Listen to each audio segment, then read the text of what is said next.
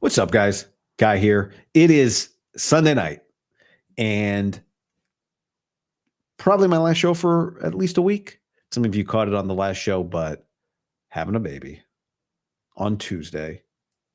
Hopefully not Monday. Hopefully Tuesday. That's the plan. And so that'll probably take me out for the next few days, to say the least. Will I be back with a post game next Sunday? It's possible not. We'll see. We'll see. But a lot of you have caught that news at some point over the last few months and have sent me very nice messages, some of the YouTube comments, some of the emails, some of the DMs. I appreciate it very much. Feel free to leave a comment with your best parenting advice at the bottom of this YouTube video. Okay, let's get to some reactions from Niners Rams. All right, I actually got some good news on the 49ers after they lost by 16 to the Rams, which is that they're still the team that I thought they were, that I think a lot of people thought they were. They still have the schedule we thought they did. This was still a game that you think you're going to lose. They lose. You don't like to get blown out. You don't like to get blown out. It could have been a lot worse. For a minute there, you wondered, is their luck out? That's the crazy thing is, for as unlucky as they've been, they've also been lucky in some ways. And I think down 21-0, it was fair to think like, okay, is this it? Or at least even going into the game, I think a lot of people kind of look at the 49ers and think, is this the day it all falls apart? And then they're down 21-0, and it looked like the answer was yes. But they kind of checked in. They still have that same DNA. So they haven't collapsed. They haven't folded. They haven't had their luck run out. Their good luck or their bad luck, although you could argue we never really know for sure about their injury luck until Monday. But at 21-0, they still kind of showed their true selves, which is that they're a competitive team, not really good enough if they're going to play really good teams every week to look like a playoff team, but they don't play really good teams every week. They just happen to this week. Down 17-0, they came back at SoFi week 18 a few years ago, but this was not that game. The key coming into the game, and I felt this way. I texted producer Connor before the game. The key coming into the game is, can you force a few turnovers? Then you're watching that first Rams drive going, all right, you're going to need Stafford to, you're going to need a turnover on the 1 yard line. You need Stafford to throw a pick. And instead what you had was the most critical play in the game. If we saw one of those charts that shows you the biggest swings in the game, for me, I don't have the chart, but number one's got to be Jennings' fumble down 14-0. When it happened, it felt like that was the biggest play in the game. After the game, in hindsight, it was the biggest play in the game. Down 21-0, you really needed a score before halftime, and they didn't get one. They still come out in the second half and score because they just weren't getting stops, and they weren't getting that turnover. I think this was a game. And every game you feel Bosa's absence. Every game you feel Fred Warner's absence. You really feel Fred Warner's absence more than anything. I mean, I think the secondary and the linebackers, who, for all of the tears shed, understandably, I won't say rightfully, but understandably, over Dre Greenlaw. Dre Greenlaw is not the best player that the Broncos signed off the 49ers defense this year. The best player is Talanoa Hufanga. That's the guy that without Fred, you'd go, well, you take them both. You really missed Dre Greenlaw. Agreed. But they missed this Talanoa Hufanga last year. They missed this Talanoa Hufanga 2 years ago. Talanoa Hufanga, if you haven't noticed, is back to playing like an all-pro, not just a Pro Bowler. I looked at PFF today. He is, for guys who play in coverage as much as he does, he is by far the number one rated safety on PFF in the NFL.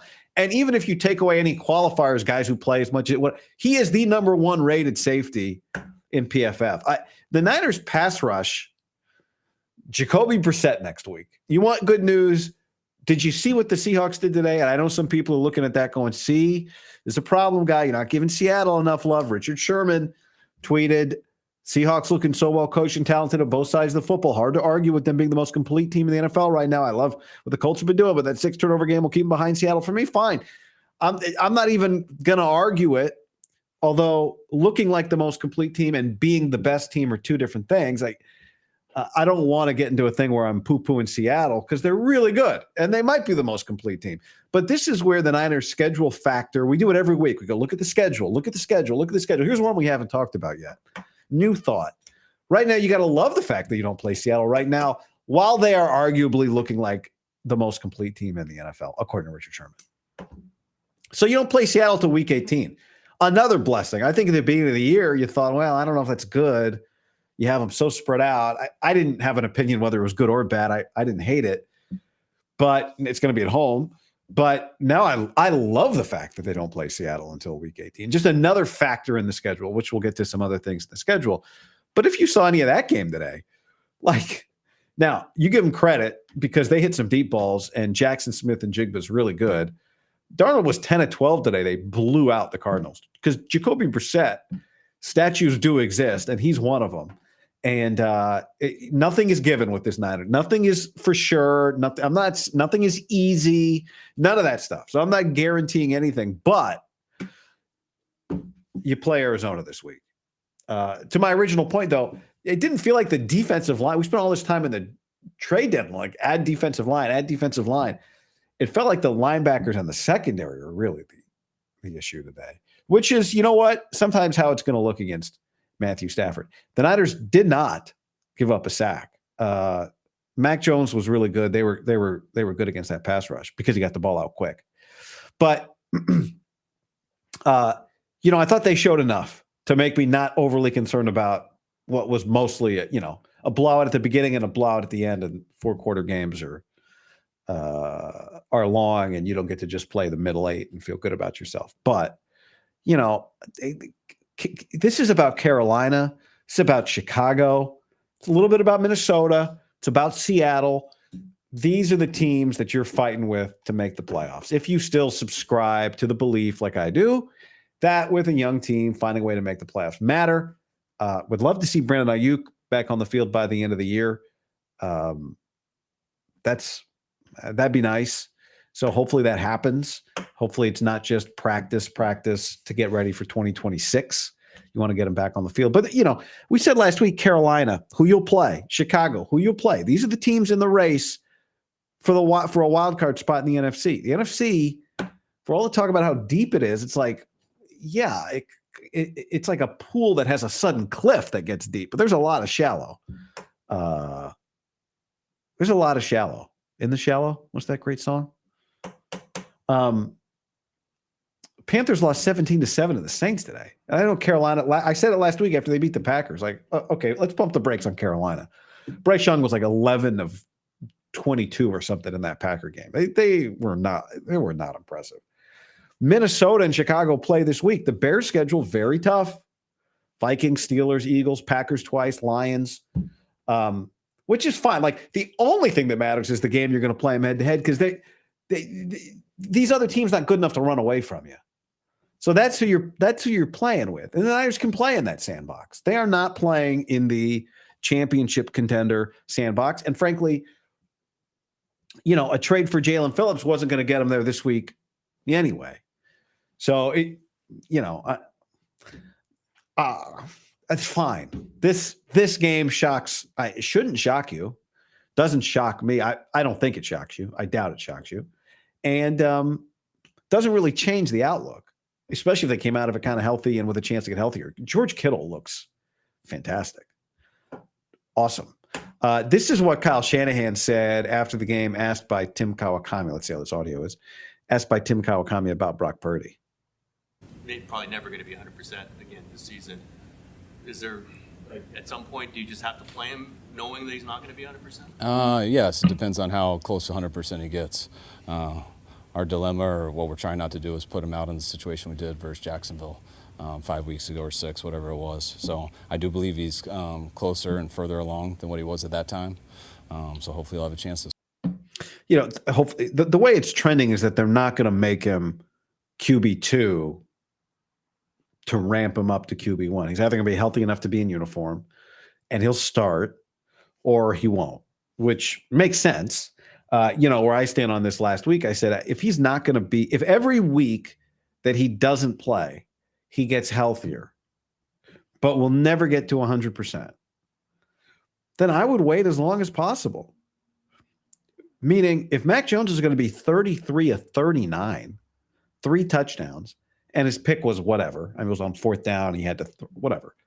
But if he's going to be 33 of 39, look in control, make some extra plays, then what's the rush on Purdy? If every week you don't play him, he gets a little healthier, even if he's never going to get to 100%. And the logic being,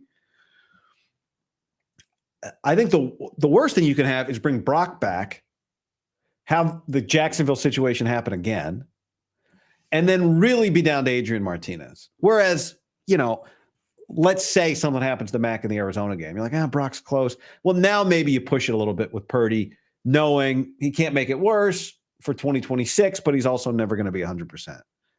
To me, you lose your safety net a little bit. Now, you could argue, well, then you go with Brock and Mac's your safety net. Yeah, it's true, but it just, we'll see. It just feels like if it's never going to be 100%, then it's inevitable that it's going to get worse. And then you're going to be playing this game where, okay, if it's not going to be 100 and he plays and it goes down, because that's what it sounds like to me. If it's never going to be 100, then it's probably always fluctuating. Not a doctor, disclosure.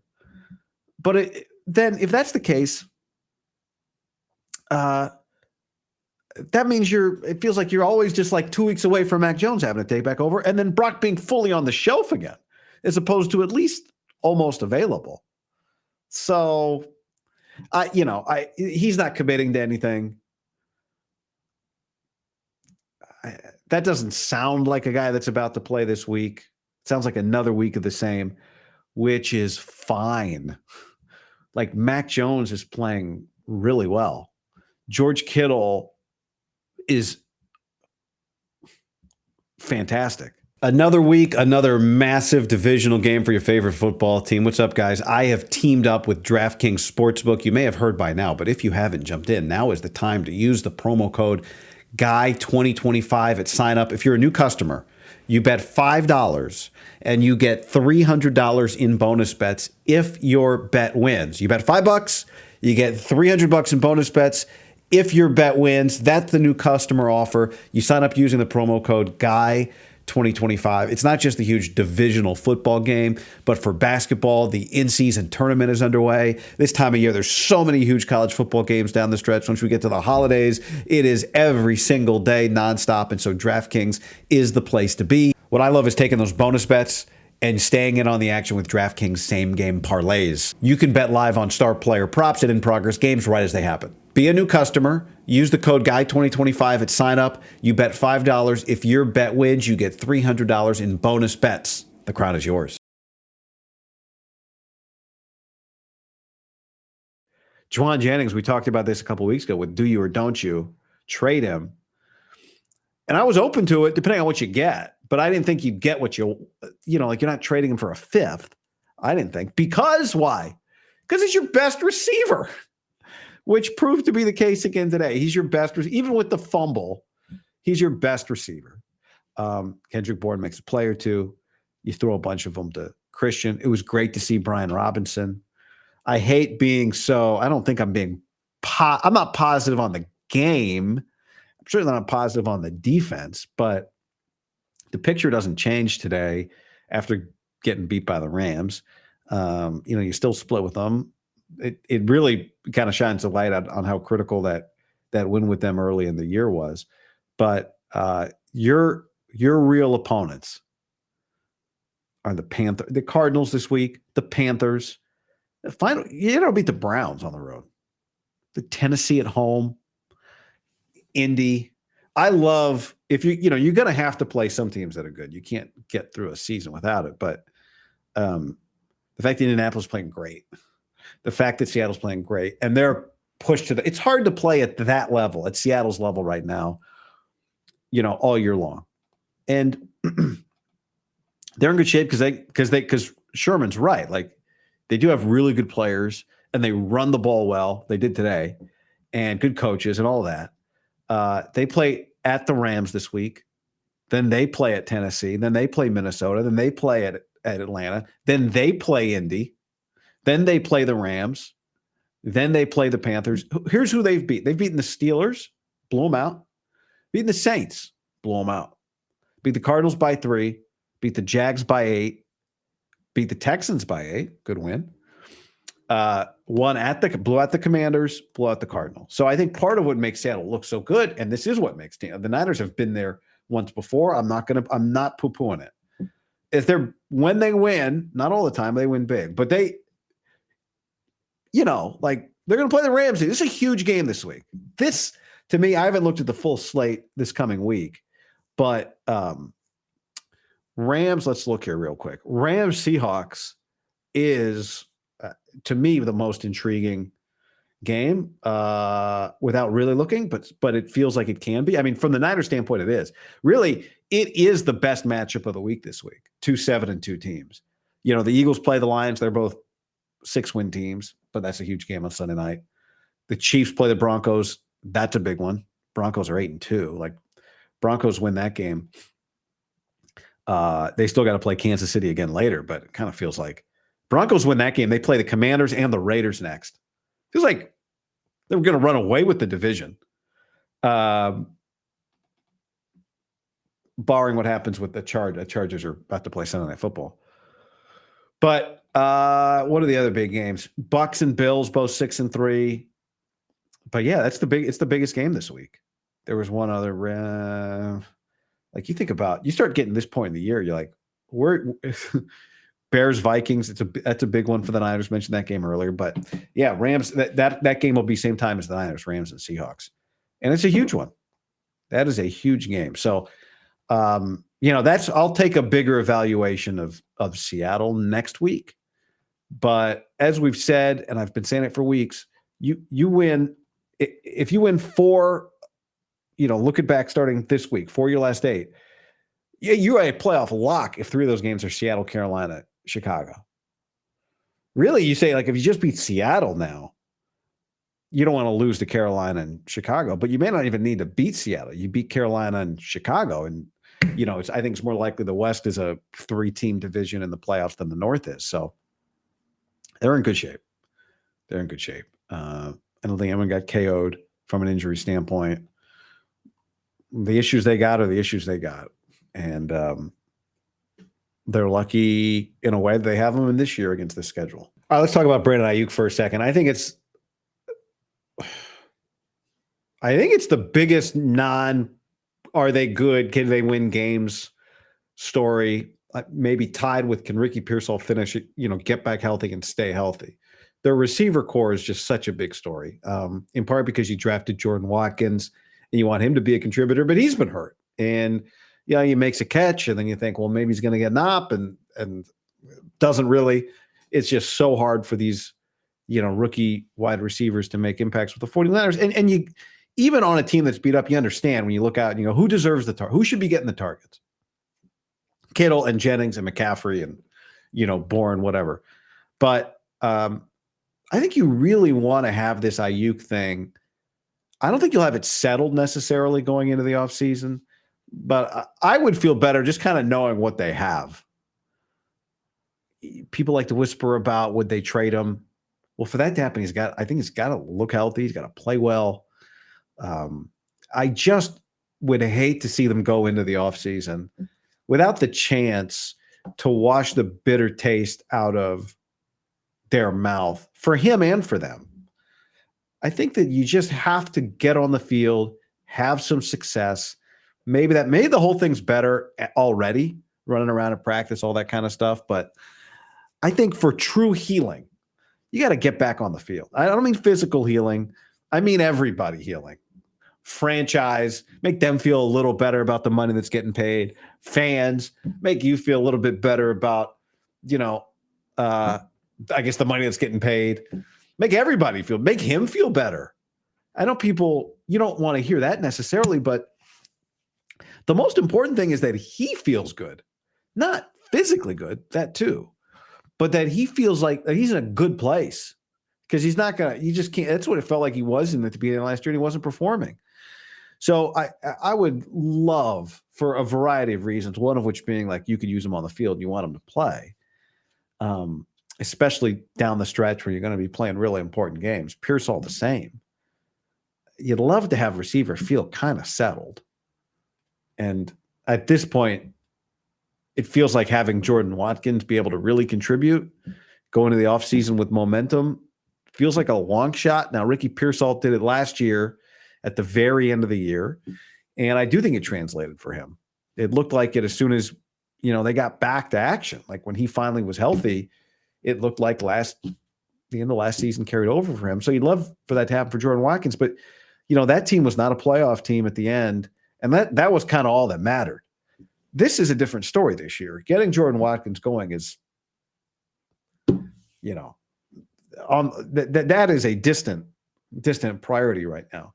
But getting Ricky Pearsall healthy and getting Brandon Ayuk healthy is not distant. I think it's critically important for now. It's critically important for 2026. It's critically important for how you make decisions in the offseason. So that story, I think the Ayuk one can't be big enough. Like, when does his practice window open? How does he look? When does he get back on the field? The idea that, I think how you play next year is affected by, did you get on the field this year? It's one thing to be healthy. It's another thing to get game reps under your belt, get back up to speed, the confidence that you can cut, the confidence that you can make plays, the confidence, even if you're not going to be fully back, that you at least have a baseline. And, Kyle Shanahan seemed, I thought, when asked about it, optimistic that it would happen at some point this year. There's still time. It doesn't need to happen by, week 11, but I'd love for it to happen by the end of the month. You finish the month with them. Maybe you play a playoff game, make a few plays there, and just, get some good vibes going. All right, Niners go to Arizona this week. We'll see what this week brings. And when I talk to you again, appreciate y'all. Thanks for all the well wishes, and talk to you soon. Later.